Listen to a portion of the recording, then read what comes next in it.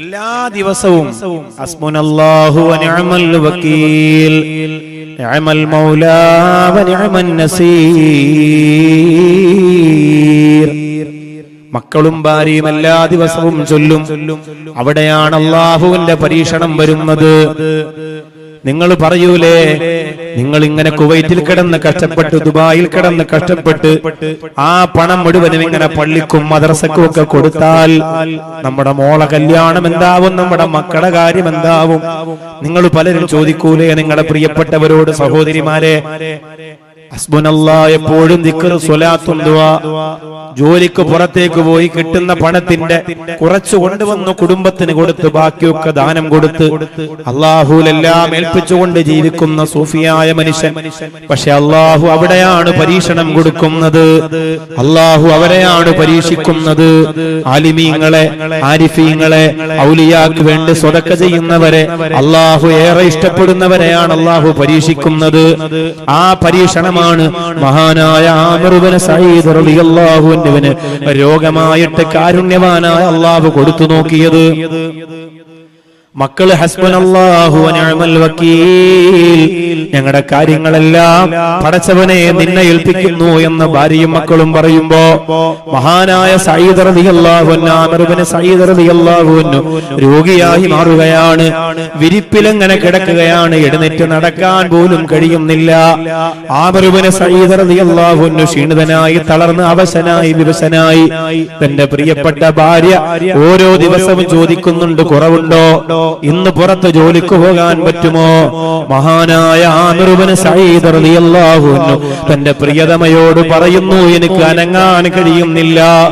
അവസാനം ആമിർ ഇബ്നു സഈദിന്റെ ഭാര്യ പറയുകയാണ്, നിങ്ങളുടെ ഒരു പ്രായം ചെന്ന ഉമ്മ ഈ വീട്ടിനകത്തുണ്ടല്ലോ, അവർക്ക് മരുന്ന് കൊടുത്തില്ലെങ്കിൽ മരിച്ചു പോകും മനുഷ്യ. അതുകൊണ്ട് വീട്ടിന്റെ അകത്തിരുന്ന് ഹസ്ബുനല്ലാഹ് ഹസ്ബുനല്ലാഹ് എന്ന് പറഞ്ഞുകൊണ്ടിരിക്കാതെ എവിടേക്കെങ്കിലും ഒന്നിറങ്ങിപ്പോയൊരു ജോലി ചെയ്ത് മടങ്ങി വരുമോ എന്ന് ചോദിക്കുമ്പോ മഹാനായ ആമിർ ഇബ്നു സഈദ് റളിയല്ലാഹു അൻഹു പൊട്ടിക്കരയുകയാണ്. പ്രിയപ്പെട്ട ഭാര്യമാരെ, ആബിദീങ്ങളായ ഭർത്താക്കന്മാരെ കുറ്റപ്പെടുത്തല്ലേ, ഖുർആൻ ഓതിക്കൊണ്ടിരിക്കുന്ന ഭർത്താക്കന്മാരെ കുറ്റപ്പെടുത്തല്ലേ, ആത്മീയമായ സ്വതക്ക ചെയ്തുകൊണ്ടിരിക്കുന്ന ഭർത്താക്കന്മാരെ കുറ്റപ്പെടുത്തല്ലേ, ഒരു വഖ്ത് പോലും മുടങ്ങാതെ ഇബാദത്ത് ചെയ്തുകൊണ്ട് ജീവിക്കുന്ന ഭർത്താക്കന്മാരെ കുറ്റപ്പെടുത്തല്ലേ. ചെറിയ ചെറിയ പരീക്ഷണങ്ങളൊക്കെ വന്നാൽ അത് തരണം ചെയ്യാനുള്ള മനസ്സ് അല്ലാഹു അവർക്ക് കൊടുക്കുന്നതാണ്. അവരെ കുറ്റപ്പെടുത്തല്ലേ, അത് അല്ലാഹു ഇഷ്ടപ്പെടൂല. ആമിർ ഇബ്നു സഈദ് റളിയല്ലാഹു അൻഹുവിന്റെ ഭാര്യ പറയുകയാണ്, ഒന്ന് പുറത്തു പോയിട്ട് ഉമ്മാക്കും മരുന്നിനുള്ള പണമെങ്കിലും കൊണ്ടുവരണം. രോഗിയായ ആമിറെ, ശരീരം തളർന്നു പോയ ആമിറെ, ആ വീട്ടിന്റെ അകത്തിരുന്ന് പുറത്തേക്ക് ഇറങ്ങി നടന്നു പോകുമ്പോഴും ആ നാവുകൊണ്ട് പറയുന്നത് ഹസ്ബുനല്ലാഹ്, എന്റെ കാര്യങ്ങൾ നോക്കേണ്ടത് അല്ലാഹുവാണ്, എന്റെ കാര്യങ്ങൾ നടത്തി തരേണ്ടത് അല്ലാഹുവാണ്, എന്റെ കാര്യങ്ങൾ നടത്തേണ്ടവനും അല്ലാഹുവാണ്. ഹസ്ബുനല്ലാഹ്. ആമിർ ഇബ്നു സഈദ് റളിയല്ലാഹു അൻഹു നടന്നു പോകുമ്പോ വഴിയിൽ ഒരു പണക്കിഴി കിടക്കുകയാണ്. സുബ്ഹാനല്ലാഹ്, ഇത് അല്ലാഹു എനിക്ക് തന്നത് തന്നെയാണ്. എന്റെ മക്കളുടെ കണ്ണീർ അല്ലാഹു കണ്ടു, എന്റെ ഉമ്മാടെ വേദന അല്ലാഹു കണ്ടു, എന്റെ മനസ്സിന്റെ നൊമ്പരം പടച്ചവൻ കണ്ടു. ആമിർ ഇബ്നു സഈദ് റളിയല്ലാഹു അൻഹു പെട്ടെന്ന് ആ പണക്കിഴി എടുത്തപ്പോഴാണ് മനസ്സുകൊണ്ട് ചിന്തിച്ചത്, അല്ലാഹ്, ഇത് എനിക്ക് അവകാശപ്പെട്ടതല്ലല്ലോ, എന്റെ ദാരിദ്ര്യം കൊണ്ട് ചിന്തിച്ചു പോയതാണ് അല്ലാഹ്, എന്റെ കഷ്ടപ്പാട് കൊണ്ട് ചിന്തിച്ചു പോയതാണ് അല്ലാഹ്, ഇതെനിക്ക് അവകാശപ്പെട്ടതല്ലല്ലോ, ഇത് ഞാൻ എടുക്കാൻ പാടില്ലല്ലോ, എന്റെ ഭാര്യയും മക്കളും ഇത് കഴിക്കാൻ പാടില്ലല്ലോ. ആമിർ ഇബ്നു സഈദ് റളിയല്ലാഹു അൻഹു ആ പണക്കിഴിയും കൊണ്ട് തന്റെ വീട്ടിലേക്ക് ചെല്ലുമ്പോ മക്കളെ സന്തോഷിക്കുകയാണ്. വാപ്പാ വാപ്പാ വാപ്പാ, അല്ലാഹു സഹായിച്ചല്ലോ, അല്ലാഹു സഹായിച്ചല്ലോ. വാപ്പാന്റെ കയ്യിലിരിക്കുന്നത് പണക്കിഴിയാണല്ലോ. ഭാര്യയ്ക്ക് വല്ലാത്ത സന്തോഷമായി. ഹസ്ബുനല്ലാഹ് പറഞ്ഞത് മുതലായല്ലോ, കാരുണ്യവാനായ റബ്ബ് കണ്ണു തുറന്നല്ലോ. ആമിർ ഇബ്നു സഈദ് റളിയല്ലാഹു അൻഹു പറഞ്ഞു, ഇത് നമുക്ക് അവകാശപ്പെട്ടതല്ല മക്കളെ, ഇതിൽ നിന്നൊരു മിഠായി പോലും നിങ്ങൾക്ക് ഞാൻ വാങ്ങിത്തരൂല, അത് ഹറാമാണ് മക്കളെ. അല്ലാഹു റബ്ബുൽ ഇസ്സത്ത് നമുക്ക് അവകാശപ്പെട്ട് തന്നതല്ലാതെ കഴിക്കാൻ പാടില്ല. ഇതിന്റെ മുതലാളി ആരാണ്, ഇതിന്റെ ഉടമസ്ഥൻ ആരാണ്, അവരെ കണ്ടെത്തിയിട്ട് അവരുടെ കയ്യിലേക്ക് ഏൽപ്പിച്ചിട്ട് അതിന് പകരം അവര് തരുന്നതല്ലാതെ നമുക്ക് ഉപയോഗിക്കാൻ പാടില്ല. ഭാര്യ കുറ്റപ്പെടുത്തുകയാണ്, കണ്ണീരിന് പകരം അല്ലാഹു തന്നതുപോലും എടുക്കാനും കഴിയാത്ത വിഡ്ഢിയായി പോയോ നിങ്ങള്. മക്കള് കുറ്റപ്പെടുത്തുകയാണ്, ഹസ്ബുനല്ലാഹ്ക്ക് പകരം പടച്ചവൻ തന്നത് ഏറ്റെടുക്കാൻ പോലും കഴിയാത്ത കഴിവുകെട്ടവനായി പോയോ അപ്പാ നിങ്ങള്. അല്ലാഹു വന്നു ആ പണക്കിഴി കൊണ്ട് നടക്കുകയാണ്. ഇതാരുടേതാണ്, ഇതാരുടേതാണ്? ഒരു തുള്ളി മരുന്നിന് വേണ്ടി വീട്ടിന്റെ അകത്തു പ്രിയപ്പെട്ട മാതാവ് പൊട്ടിക്കരഞ്ഞുകൊണ്ട് കിടക്കുമ്പോ ഒരു തുള്ളി വെള്ളം കിട്ടിയാൽ, ഒരു കാരക്ക കിട്ടിയാൽ വിശപ്പടക്കാമായിരുന്നല്ലോ എന്ന് സ്വപ്നം കാണുന്ന പ്രിയപ്പെട്ട മക്കള് പൊട്ടിക്കരയുമ്പോ, ഭാര്യ അവലാതി പറയുമ്പോ, കുടുംബം സങ്കടക്കുഴിയിൽ വീണു പതിക്കുമ്പോ, കയ്യിൽ കിട്ടിയ നാണയത്തൊട്ട് ആരുടേതാണെന്ന് അന്വേഷിച്ച് നടക്കുന്ന ഒരു ഈമാനുള്ള മനുഷ്യനെ കുറിച്ച് പാറപ്പള്ളിക്കാർക്ക് സങ്കല്പിക്കാൻ പറ്റോ? അങ്ങനെ ഒരു ഭർത്താവ് നിനക്കുണ്ടോ പെങ്ങളെ? അങ്ങനെ ഒരു നിനക്കുണ്ടോ മക്കളെ? അങ്ങനെ ഒരു സഹോദരൻ നിനക്കുണ്ടോ കൂട്ടുകാരാ? അതാണ് ഈമാന്റെ പവർ. ആകാശമിടിഞ്ഞ് വീണാലും തകരാത്ത ഈമാൻ.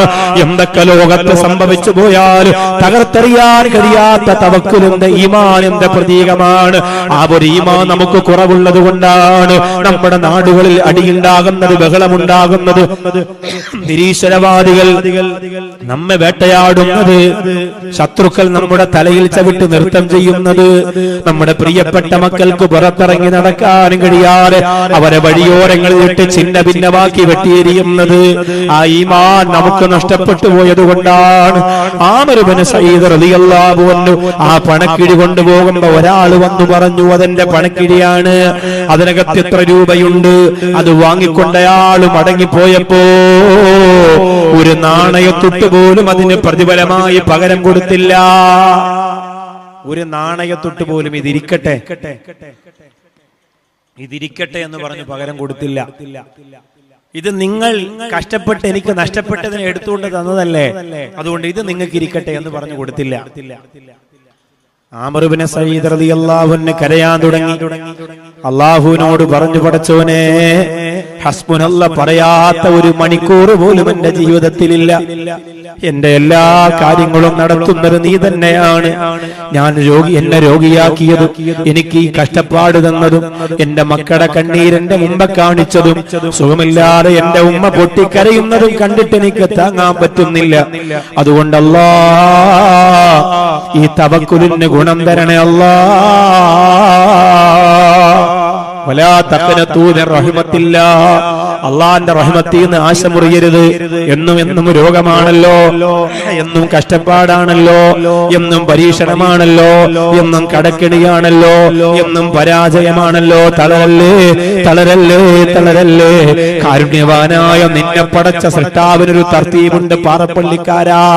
ഞരം പറിക്കാൻ വേണ്ടി വീടെടുക്കണ്ട, ആത്മഹത്യ ചെയ്യണ്ട, അല്ലാഹുവിനെ കുറ്റപ്പെടുത്തണ്ട, ഖുർആന് കത്തിക്കണ്ട, മുസല്ല വലിച്ചെറിയണ്ട, മക്കളെ മതപഠനം അവസാനിപ്പിക്കണ്ട.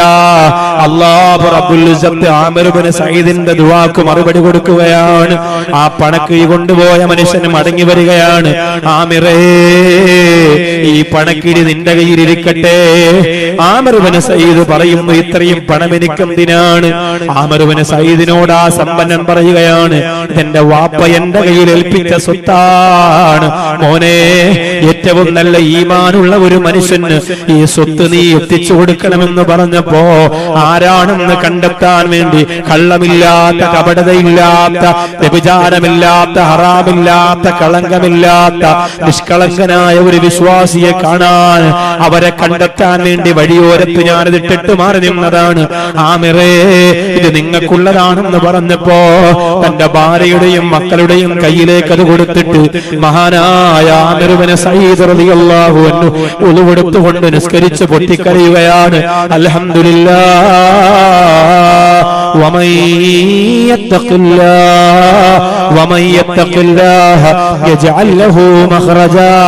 അല്ലാഹു ഒരു വഴി തുറന്നു കൊടുക്കുന്നതാണ്. ഇത് അല്ലാഹ് പറഞ്ഞതാണ്. മുഖ്യമന്ത്രിയോ പ്രധാനമന്ത്രിയോ നമ്മുടെ നാട്ടിലെ രാഷ്ട്രീയ നേതാക്കളോ പറഞ്ഞാൽ നമുക്ക് സംശയിക്കാം, ചിലപ്പോ അവര് നടത്തി തരൂല, അവര് വാക്കുപാലിക്കാത്തവരാണെന്നൊക്കെ പറയാം. ഇത് അല്ലാഹ് പറഞ്ഞ വാക്കാണ്. ഏതെങ്കിലും ഒരാളോട് നിങ്ങളുടെ ബിസിനസ് എങ്ങനെ പോകുന്നുണ്ട് എന്ന് ചോദിച്ചാൽ അവര് പറയുന്നത് എന്താ? ഓരോ ദിവസം കഴിയുന്തോറും കീപ്പോട്ട് വരികയാണ് ഉസ്താദ് എന്ന് പറയാം. എന്ന് പറഞ്ഞാൽ ഈ ചോദിക്കുന്ന മൊയിലാരിക്ക് എന്തെങ്കിലും കൊടുക്കേണ്ടി വരുമെന്ന് പേടിച്ചിട്ടാണ്. ഇപ്പൊ ഞാൻ സ്നേഹസാഗരം തുടങ്ങുന്നതിന് മുമ്പൊക്കെ ചില ആളുകൾക്ക് മെസ്സേജ് അയച്ച് സുഖാണെന്നൊക്കെ ചോദിച്ചാൽ, സുഖാണ് ഉസ്താദെ, നല്ല കച്ചവടമൊക്കെ ഉണ്ട്, മാഷാ അല്ലാഹ്, റാഹത്താണ്, നിങ്ങൾ ദുആ ചെയ്യാൻ പറയും. സ്നേഹസാരം തുടങ്ങിയതിന് ശേഷം കച്ചവടമൊക്കെ എങ്ങനെ പോകുന്നുണ്ടെന്ന് മെസ്സേജ് പറയും, ബുദ്ധിമുട്ടാണ്, ഓരോ ദിവസം കഴിയുന്നതോറും കീപ്പോട്ടാണ് എന്ന് പറഞ്ഞാല് ചിലപ്പോ ഞാൻ പൈസ വല്ലതും ചോദിച്ചാലോ എന്ന് പേടിച്ചിട്ടാണ്. ഒരുപാട് ആളുകളുണ്ട്, പാറപ്പള്ളിയിലുള്ളവരാരും അങ്ങനെയല്ല, അവരങ്ങോട്ട് പൈസ തരുന്നവരാണ്. പക്ഷെ ഞാൻ പറയുന്നത്, നമ്മൾ അള്ളാഹു തന്നതിനെയും തരുന്നതിനെയും നമ്മൾ മനസ്സിലാക്കണം. കാരുണ്യവാനായ അള്ളാഹു നമുക്ക് കൈ നിറച്ചു തരും. അള്ളാഹുവിന്റെ അടുത്ത് ഒന്നും കൊട്ടും കുറവ് വരില്ല. നബി സല്ലല്ലാഹു അലൈഹി വസല്ലമ തങ്ങളോട് ഖുർആനില് 9 സ്ഥലത്താണ് നിങ്ങൾ അള്ളാഹുവിനെ തവക്കുൽ ചെയ്യണമെന്ന് പറഞ്ഞത്. 1 2 അല്ല, 9 സ്ഥലത്താണ് പറഞ്ഞത്. എന്തിനാണ് മുത്തുനബിയോട് പറഞ്ഞത് അങ്ങനെ? എത്രയോ കഷ്ടപ്പാട്, എത്രയോ പ്രയാസം, എത്രയോ സങ്കടം. അബവാ ഇൻമണ്ണ് അതിലകം നൊന്ത് പൊന്ന് അടർന്നു വീണൊരു മിഴിനീരിൽ തകർന്നൊരാവിണ്. അബവാ തന്റെ ഉമ്മയെ കബറടക്കിയ സ്ഥലം. അത് കഴിഞ്ഞ് അവിടെ നിങ്ങോട്ട് പരീക്ഷണം, പ്രയാസം, സങ്കടം, ദുഃഖം. നിങ്ങൾ കേട്ടിട്ടില്ലേ പണ്ടത്തെ ഒരു പാട്ട്? തോയിഫ് നഗരിതൻ തരിമണൽ പോലും തേങ്ങിക്കരഞ്ഞു പോയി, താരിളം തെന്നലും താരാപദങ്ങളും പൊട്ടി തകർന്നു പോയി.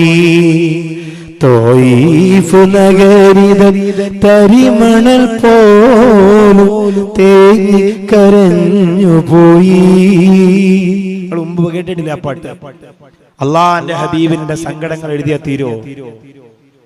മുത്തുനബിയുടെ ദുഃഖങ്ങൾ എഴുതിയാ തീരോ? പ്രയാസങ്ങൾ എഴുതിയാ തീരോ? ആ ഹബീബിനോട് അല്ലാഹു പറയുകയാണ്, ഖുർആനിലെ 9 സ്ഥലങ്ങളിലാണ് പറഞ്ഞത്, നിങ്ങൾ അല്ലാഹുവിനെ കാര്യങ്ങൾ ഏൽപ്പിക്കണം നബിയേ. അതുപോലെ ഖുർആനിന്റെ മറ്റു ഭാഗങ്ങളിൽ കാണാം, വഅലല്ലാഹി ഫൽയതവക്കലിൽ മുഅ്മിനൂൻ. യഥാർത്ഥ മുഅ്മിനീങ്ങൾ അല്ലാഹുവിനെ കാര്യമേൽപ്പിച്ചു കൊള്ളട്ടെ, കാരുണ്യവാനായ അല്ലാഹുവിനെ പരമേൽപ്പിച്ചു കൊള്ളട്ടെ. എല്ലാ കാര്യങ്ങളും എന്ത് തുടങ്ങിയാലും വീട് നിർമ്മാണം തുടങ്ങുന്നു, കട തുറക്കുന്നു, പുതിയ ബിസിനസ് തുടങ്ങുന്നു, മക്കളെ മദ്രസയിലും സ്കൂളിലും അതുപോലെ അറബി കോളേജിലും ഹിഫ്ദിന് കൊണ്ടുവന്നാക്കുന്നു. മോന് നല്ല ബുദ്ധിയാണ്, അവൻ പഠിച്ചോളും എന്നല്ല കരുതേണ്ടത്. എന്റെ പ്രിയപ്പെട്ട മോൻ അള്ളാന്റെ സഹായം ഉണ്ടാവണം, എന്നാലേ അവന് പഠിത്തം പൂർത്തിയാക്കാൻ പറ്റൂ. അള്ളാന്റെ പൊരുത്തം ഉണ്ടാവണം. 40 സ്ഥലങ്ങളിലാണ് അല്ലാഹു സുബ്ഹാനഹു വ തആല ഖുർആനിൽ ആകെ തവക്കുലിനെ കുറിച്ച് പറഞ്ഞിരിക്കുന്നത്. 40 സ്ഥലങ്ങളിലാണ്. ഇടയ്ക്കിടയ്ക്ക് മുത്തായ ഹബീബിനോട് പറഞ്ഞു കൊടുത്തു, നിങ്ങൾ അള്ളാഹുവിനെ ഏൽപ്പിക്കണം കാര്യങ്ങൾ. കാരണം മറന്നു പോകരുത്. പ്രതിസന്ധി വരുമ്പോ, പ്രയാസം വരുമ്പോ, ഇത്രയും വലിയൊരു പ്രവാചകരായ എനിക്ക് പോലും ഇത്രയും സങ്കടമാണെങ്കിൽ, മുത്തുനബി പറഞ്ഞല്ലോ, നിങ്ങൾക്ക് ആർക്കെങ്കിലും മക്കൾ മരിച്ച്, കുടുംബം മരിച്ച്, അല്ലെങ്കിൽ രോഗം തന്ന് ബുദ്ധിമുട്ട് തന്നാൽ ഫൽ യദ്കുറു മുസീബത്തി, എനിക്ക് അള്ളാഹു തന്ന ബുദ്ധിമുട്ടിനെ നിങ്ങൾ ഓർത്താ മതി എന്ന് ശഫീഉനാ റസൂലുള്ളാഹി സ്വല്ലല്ലാഹി അലൈഹി വസല്ലം. എന്തൊക്കെ നമുക്ക് വിഷമം വന്നാലും നമ്മൾ അള്ളാന്റെ ഹബീബ് സല്ലല്ലാഹി അലൈഹി വസല്ലം തങ്ങൾ അനുഭവിച്ച കഷ്ടപ്പാട് ഓർത്താ മതി. അതുകൊണ്ടാണ് പിന്നീട് വന്ന സഹാബത്തിന് ഈ കഷ്ടപ്പാടൊന്നും ഒരു കഷ്ടപ്പാടായിട്ട് തോന്നാത്തത്, ഈ ബുദ്ധിമുട്ടൊന്നും ഒരു ബുദ്ധിമുട്ടായിട്ട് തോന്നാത്തത്. നിങ്ങൾക്ക് തോന്നിപ്പോയിട്ടുണ്ടോ നിങ്ങളുടെ ഭർത്താവിനെക്കാളും അള്ളാഹു പാപ്പരാണെന്ന് തോന്നിപ്പോയിട്ടുണ്ടോ? ചിലപ്പോഴൊക്കെ തോന്നും സഹോദരിമാർക്ക് കുറെ സ്വർണവും കുറെ ബിസിനസ്സും കുറെ സൗഭാഗ്യങ്ങളൊക്കെ ആവുമ്പോ പിന്നെ തലയിൽ തട്ടത്തിന് മാറ്റം ഉണ്ടാവും, ദിക്റിനും സ്വലാത്തിനും ഒക്കെ കുറവുണ്ടാവും. ഒക്കെ എങ്ങനെയാണ്? ഇന്ന് കണ്ണൂരിലെ നജീബ് എന്ന സഹോദരൻ പറഞ്ഞു തന്റെ മകൾക്ക് പുതിയൊരു സ്കൂളിലേക്ക് അഡ്മിഷൻ. അപ്പൊ രക്ഷകർത്താക്കളെ വിളിച്ചുകൂട്ടിയിട്ട് ആ സ്കൂളിന്റെ മാനേജ്മെന്റ് പറഞ്ഞത് മക്കളെ കൊണ്ട് ഹദ്ദാദറാത്തി ബോധിപ്പിക്കും, സലാത്ത് ചെല്ലിപ്പിക്കും, ലുഹാനസ്കാരവും മറ്റ് സുന്നത്ത് നിസ്കാരങ്ങൾ ശീലിപ്പിക്കും. ഇതൊക്കെ മാതാപിതാക്കൾക്ക് പറഞ്ഞു കൊടുക്കുമ്പോ അവർക്ക് വലിയ സന്തോഷമാണ്. അങ്ങനെ നമ്മുടെ മക്കൾ വളർന്നു വരണം. പണവും പ്രതാപവും കൂടുമ്പോ നാം അല്ലാഹുവിനെ കൈവിട്ട് കളയരുത്. മഹാന്മാര് പറയുകയാണ് ഖസായിനുഹു മൽആ, അല്ലാഹുവിന്റെ ഖജനാവ് നിറഞ്ഞതാണ്, പടച്ചവന്റെ ഖജനാവ് നിറഞ്ഞ് കവിയുന്നതാണ്. ലൗ വഖഫൂ ഫീ സഈദിൻ വാഹിദിൻ, ഒരു മരുഭൂമിയിൽ നിൽക്കുന്ന മുഴുവൻ ആളുകളും ആ ഖജനാവിൽ നിന്ന് അല്ലാഹുവിനോട് ചോദിക്കുകയാണ്. ഒരു മരുഭൂമിയിൽ നിറച്ച് ആള് നിൽക്കുകയാണ്. ഈ കാസർഗോഡ് ജില്ലക്കാര് മുഴുവനും അല്ലാഹുവിനോട് ചോദിക്കുകയാണ്. വലിയ വലിയ കൊട്ടാരങ്ങളും മാളികാ സൗധങ്ങള്, കോടിക്കണക്കിന് രൂപ പണപ്രതാപം മുഴുവനും അല്ലാഹുവിനോട് ചോദിക്കുകയാണ്. അത് മുഴുവനും അല്ലാഹു കൊടുത്താലും ലം യൻഖുസുഹു ഇല്ലാ കമാ യൻഖുസുൽ മിഖ്യത്തു ഇദാ ഉദ്ഖിലൽ യമീ, കടലിലേക്ക് ഒരു സൂചി കടത്തിയാൽ കുറയുന്ന പോലെയല്ലാതെ അള്ളാന്റെ ഭാഗത്തുനിന്ന് കുറയൂലെന്ന് നബി മുഹമ്മദ് മുസ്തഫ സല്ലല്ലാഹു അലൈഹി വസല്ലം. മുഴുവൻ അള്ളാഹിനോട് ചോദിക്കാണ്, ഓരോരുത്തരും ചോദിക്കാണ്.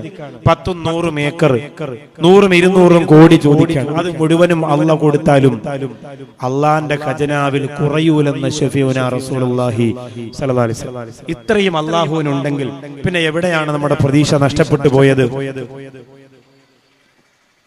പിന്നെ എവിടെയാണ് നമുക്ക് അള്ളാഹുവിൽ നിന്ന് അകലാൻ തോന്നിയത്? ഇത്രയും അള്ളാഹുവിനുണ്ട്, നിറഞ്ഞു കവിയുന്നുണ്ട് അള്ളാന്റെ ഖജനാവ്. ലം യൻഖുസുഹു ഇല്ലാ കമാ യൻഖുസുൽ മിഖ്യത്തു ഇദാ ഉദ്ഖിലൽ യം, ഒരു സൂചി കടലിലിട്ടാൽ എത്രയാണോ കുറയുന്നത് അത്ര മാത്രമേ നിങ്ങൾക്ക് മുഴുവനും അള്ളാഹു നിങ്ങൾ ചോദിക്കുന്നത് മുഴുവനും തന്നാലും കുറയുകയുള്ളൂ എന്ന് ആരംഭപ്പൂവായ നബി മുഹമ്മദ് മുസ്തഫ സല്ലല്ലാഹു അലൈഹി വസല്ലം. അതുകൊണ്ട് നിങ്ങൾ ചോദിക്കണം, വമൻ യതവക്കൽ അലല്ലാഹ് ഫഹുവ ഹസ്ബുഹു, അള്ളാഹുവിനെ കാര്യങ്ങൾ ഏൽപ്പിച്ചാൽ അവൻ അള്ളാഹു മതി എന്ന് കാരുണ്യവാനായ അള്ളാഹു തന്നെ പറയുകയാണ്. നിങ്ങൾ അള്ളാഹുവിനെയാണ് കാര്യങ്ങൾ ഏൽപ്പിക്കുന്നതെങ്കിൽ അവൻ അള്ളാഹു മതി എന്ന് അള്ളാഹു തന്നെ പറയുകയാണ്. മഹാനായ ഹാത്തമുൽ അസ്മ റളിയല്ലാഹു അൻഹുവിനോട്, തവക്കുലിന്റെ രാജാവിനോട്, ഈമാനിന്റെ ജേതാവിനോട്, തഖ്വയുടെ സൂര്യപ്രഭയോട് ചോദിക്കുകയാണ്, നിങ്ങൾ എങ്ങനെയാണ് തവക്കുലാക്കുന്നത്? നമുക്കതിന് കഴിയുന്നില്ലല്ലോ നേതാവേ. പാറപ്പള്ളിയിലെ പാവപ്പെട്ടവര് പറയാണ്, എല്ലാം അള്ളാഹുവിനെ ഏൽപ്പിക്കാനും കഴിയുന്നില്ലല്ലോ ഉസ്താദേ, അതിന്റെ ഒരു റൂട്ട് ഒന്ന് പറഞ്ഞു തരുവോ? ശ്രദ്ധിച്ചോ പെങ്ങളെ, എന്റെ ഈ വാള് കേൾക്കുന്ന പ്രിയപ്പെട്ട പാറപ്പള്ളിയിലെ സഹോദരങ്ങളെ, നല്ല ഉണർവോടെ ഉന്മേഷത്തോടെ പഠിച്ചോ. ഹാത്തമുൽ അസ്മ റളിയല്ലാഹു അൻഹുവിനോട് എങ്ങനെയാണ് കാര്യങ്ങൾ അള്ളാഹുവിനെ നിങ്ങൾ ഏൽപ്പിക്കുന്നതെന്ന് ചോദിച്ചപ്പോ ഹാത്തമുൽ അസ്മ റളിയല്ലാഹു അൻഹു പറയുകയാണ്, 4 ചിന്ത മനസ്സിൽ കൊണ്ടുവന്നാ മതി. 4 ചിന്ത മനസ്സിൽ കൊണ്ടുവന്നാ മതി. ഹാത്തമുൽ അസ്മ റളിയല്ലാഹു അൻഹു പറയാൻ, 4 ചിന്ത മനസ്സിൽ കൊണ്ടുവന്നാ മതി. നിങ്ങൾ അറിയാതെ നിങ്ങൾ കാര്യങ്ങൾ അള്ളാഹുവിൽ തവക്കുൽ ചെയ്യും. ഒന്നാമത്തെ ചിന്ത ഇത് നിങ്ങൾ കൊണ്ടുവരണം. നിങ്ങൾക്ക് യഥാർത്ഥ തവക്കുലിന്റെ ഒരു സുഖം അറിയാൻ, യഥാർത്ഥ തവക്കുലിന്റെ എല്ലാ കാര്യങ്ങളും അള്ളാഹുവിനെ ഏൽപ്പിക്കുന്നതിന്റെ ഒരു മനസ്സിന്റെ ഒരു മധുരം അറിയാൻ ഈ 4 കാര്യങ്ങൾ നിങ്ങൾ കൊണ്ടുവരണം. ഒന്നാമത്തെ ചിന്ത, എവിടെയാണെങ്കിലും അള്ളാഹു എനിക്ക് നിശ്ചയിച്ച ഭക്ഷണം കിട്ടും എന്ന് നിങ്ങൾ ഉറപ്പിക്കാം. എവിടെയാണെങ്കിലും അള്ളാഹു നിങ്ങൾക്ക് നിശ്ചയിച്ച ഭക്ഷണം കിട്ടുമെന്ന് ഉറപ്പിക്കാം. കാരുണ്യവാനായ അള്ളാഹു ഹാത്തമുൽ അസ്മ റളിയല്ലാഹു അൻഹു പറയാൻ, ഒന്നാമത് എനിക്ക് തവക്കുൽ ഉണ്ടാകാൻ കാരണം ഞാൻ ലോകത്തെവിടെയാണെങ്കിലും എനിക്ക് അള്ളാഹു വിധിച്ച ഭക്ഷണം കിട്ടുമെന്ന് എനിക്ക് ഉറപ്പുണ്ട്. എനിക്ക് അള്ളാഹു വിധിച്ച ഭക്ഷണം കിട്ടുമെന്ന് ഉറപ്പുണ്ട് എന്ന് മഹാനായ ആത്തമുലസം റളിയല്ലാഹു അൻഹു പറയാൻ. അതിനൊരുപാട് സംഭവമുണ്ട്. മഹാനായ ഇബ്രാഹിം ഇബ്നു അദ്ഹം റളിയല്ലാഹു അൻഹു തന്റെ കൊട്ടാരത്തിന്റെ മുകളിൽ ഇരിക്കുമ്പോൾ കഴിക്കാൻ വേണ്ടി എടുത്തു വെച്ചിരുന്ന റൊട്ടി കഷണം ഒരു കാക്ക വന്ന് കൊത്തിക്കൊണ്ടുപോകുന്ന ചരിത്രം നിങ്ങൾക്കറിയാം. ഈ വിഷയത്തിൽ അല്പം ആ ചരിത്രം ഒന്ന് ചേർത്ത് വെക്കാൻ, അതിന് ചേർന്ന ഭാഗമായതുകൊണ്ട് മാത്രം അത് ഞാൻ പറയാൻ ഉദ്ദേശിച്ചതല്ല. പക്ഷെ എന്നാലും നിങ്ങൾക്ക് മനസ്സിലാക്കാൻ കുറച്ചുകൂടെ എളുപ്പത്തിൽ അത് സാധിക്കും. ഇബ്രാഹിം റളിയല്ലാഹു അൻഹു നോക്കുമ്പോ തുറന്നു കിടക്കുന്ന ജനാലയിലൂടെ പറന്നു വന്ന് ഈ റൊട്ടി കഷണം കൊത്തി അകന്നു പോവുകയാണ് ഒരു കാക്ക. ഒരു റൊട്ടിയല്ലേ, ധാരാളം ഈ കൊട്ടാരത്തിലുണ്ടല്ലോ, ഇനി എന്തിനാണ് പേടിക്കേണ്ടത് എന്ന് ചിന്തിച്ച് ബാക്കിയുള്ളത് കഴിച്ചു. രണ്ടാമത്തെ ദിവസവും അതുപോലെ റൊട്ടി കഷ്ണം എടുത്തു വെച്ചപ്പോൾ ഒരു കാക്ക പറന്നു വന്നു വീണ്ടും അത് കൊത്തിക്കൊണ്ടുപോയി. ഇബ്രാഹിം ഇബ്നു അദ്ഹം റളിയല്ലാഹു അൻഹു ശ്രദ്ധയോടെ നോക്കി, അതേ ഇന്നലെ വന്ന കാക്ക തന്നെയാണ്. മൂന്നാമത്തെ ദിവസം കാത്തിരുന്നു. മൂന്നാമത്തെ ദിവസവും ആ കാക്ക പറന്നു വന്ന് റൊട്ടി കൊണ്ടുപോയി. 7 ദിവസം വരെയും അങ്ങനെ തന്നെ. 7ാമത്തെ ദിവസം മഹാനായ ഇബ്രാഹിം ഇബ്നു അദ്ഹം റളിയല്ലാഹു അൻഹു കുതിരയെ തയ്യാറാക്കി നിർത്തുകയാണ്. ഈ പറവ എവിടെയാണ് ഈ റൊട്ടി കൊണ്ടുപോകുന്നതെന്നറിയാൻ മഹാനായ ഇബ്രാഹിം ഇബ്നു അദ്ഹം റളിയല്ലാഹു അൻഹു ആ പറവ റൊട്ടി കൊത്തി കൊണ്ടുപോകുമ്പോ അതിന്റെ പിന്നാലെ കുതിര ഇങ്ങനെ സ്പീഡിന് ഓടിച്ചു വിടുകയാണ്. അല്ലാഹുവേ, മലയിടുക്കുകൾ കടന്നു, കുന്നും മലകളും കഴിഞ്ഞു, വനാന്തരങ്ങൾ കടന്ന് ഒരു കാടിന്റെ ഉള്ളറയിൽ, ഒരു പടുകൂറ്റൻ കാടിന്റെ ഉള്ളറയിൽ ഒരു മരത്തിൽ കെട്ടിക്കെട്ടിരിക്കുന്ന പ്രാണവായുവിന് വേണ്ടി കഷ്ടപ്പെടുന്ന ഒരു മനുഷ്യന്റെ വാക്യകത്തേക്ക് ഈ പറവ തന്റെ റൊട്ടി കഷണം കൊണ്ട് വെച്ചു കൊടുക്കുമ്പോ മഹാനായ ഇബ്രാഹിം ഇബ്നു അദ്ഹം റളിയല്ലാഹു അൻഹു പൊട്ടിക്കരഞ്ഞു പോവുകയാണ്. ഓടിയ മനുഷ്യന്റെ അരികിലെത്തുകയാണ്. അയാളുടെ കൈയും കാലിന്റെയും കെട്ടഴിച്ചു കളയുകയാണ്. എന്നിട്ട് ചോദിക്കുന്നു, നിങ്ങൾ ആരാ? ആ മനുഷ്യൻ പറയുന്നു, ഞാനൊരു കച്ചവടക്കാരനാണ്. യാത്ര ചെയ്തത് വഴി പോകുമ്പോ കൊള്ളക്കാര് പിടിച്ചു. എന്റെ സാധന സാമഗ്രികൾ മുഴുവനും അവര് തട്ടിയെടുത്തു. എന്റെ കയ്യും കാലും കെട്ടി ഇവിടെ ഇട്ടു.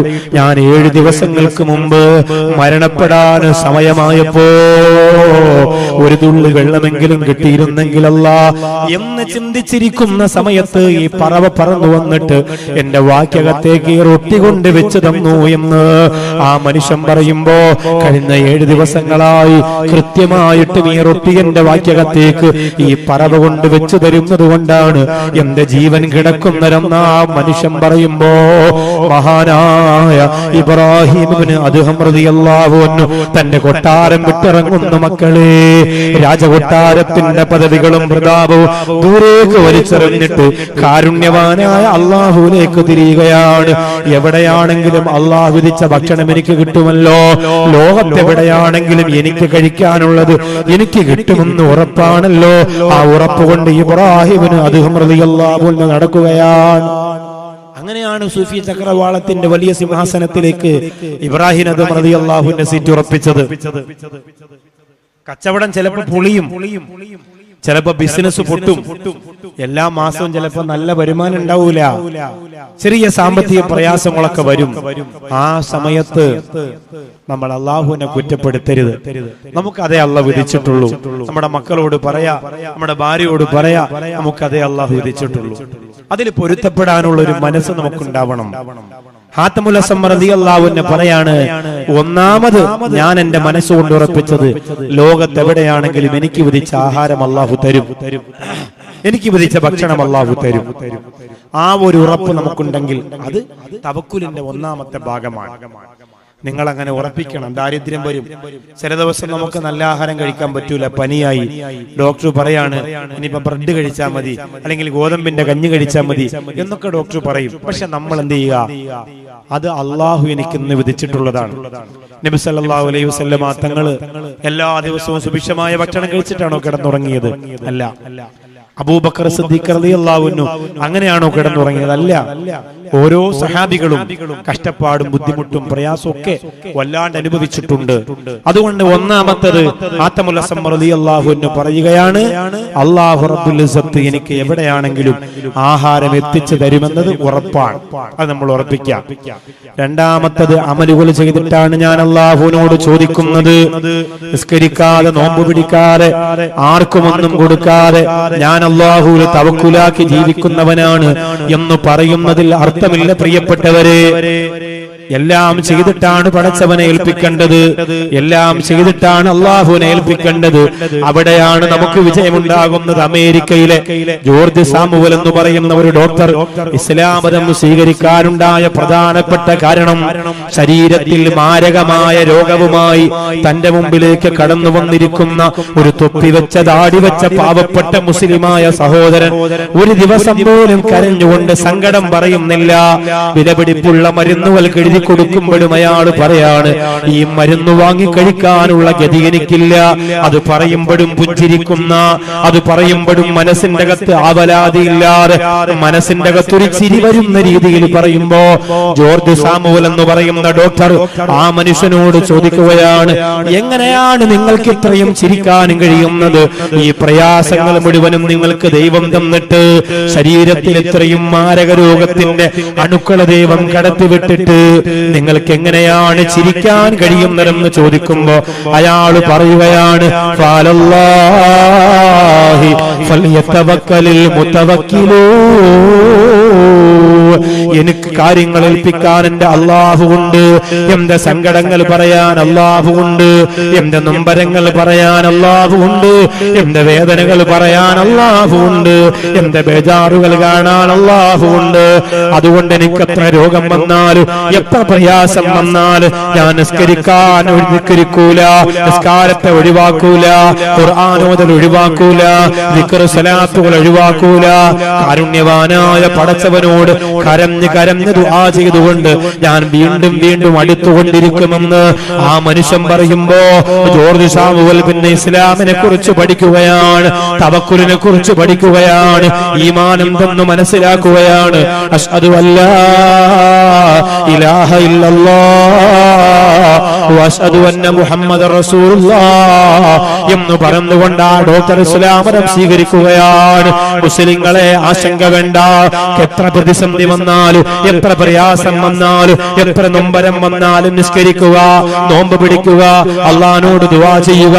എനിക്ക് പ്രതീക്ഷ നഷ്ടപ്പെട്ടിട്ടില്ല അല്ലാ, രോഗം തന്ന അള്ളാഹിനോട് പറയണം ഞാൻ തോറ്റിട്ടില്ല അല്ലാ, എനിക്ക് വേദന മാറിയിട്ടില്ല അല്ലാ, പ്രയാസവും വേദനയും നൊമ്പരവും ഉണ്ടെങ്കിലും നിന്നെ ഞാൻ മറക്കൂല അല്ലാ, സുജൂദ് ഒഴിവാക്കൂല അല്ലാ, തഖ്വ ഒഴിവാക്കൂല അല്ലാ.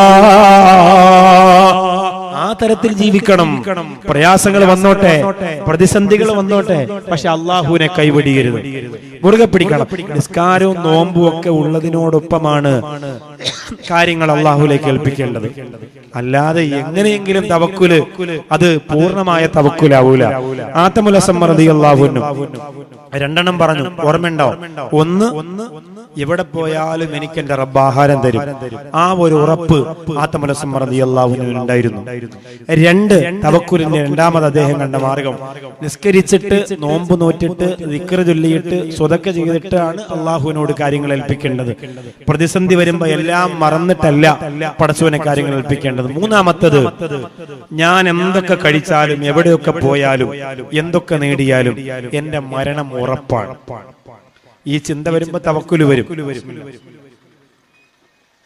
ഞാൻ ലോകത്ത് എന്തൊക്കെ നേടിയാലും എവിടെയൊക്കെ പോയാലും എന്റെ മരണം ഉറപ്പാണ്. നമ്മൾ അങ്ങനെ ചിന്തിച്ചു നോക്കി. ഇപ്പൊ വയനാട് ഹാരിസ് എന്ന് പറയുന്ന ഒരു സഹോദരൻ മരണപ്പെട്ടു.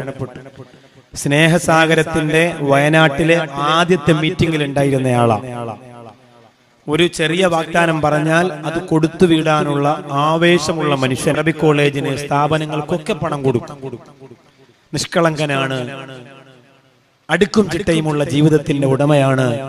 എന്റെ സ്നേഹസാഗരത്തിന്റെ കോർഡിനേറ്റർ പ്രിയപ്പെട്ട അസീസ് സാഹിബിന്റെ വളരെ അടുത്ത സുഹൃത്താണ്. അതുകൊണ്ട് എന്റെയും സുഹൃത്താണ്. അദ്ദേഹം സൗദിയിൽ വെച്ച് മരണപ്പെട്ടു. അള്ളാഹു ഖബർ വിശാലാക്കി കൊടുക്കട്ടെ. മരണം അങ്ങനെ നല്ല ആളുകൾക്കും മോശം ആളുകൾക്ക് എല്ലാവർക്കും വരും. ഇത്രയും സ്വതക്ക ചെയ്തിട്ട് അയാൾ മരിച്ചല്ലോ എന്ന് പറയാനൊന്നും പാടില്ല. മരണം അങ്ങനെയാണ്.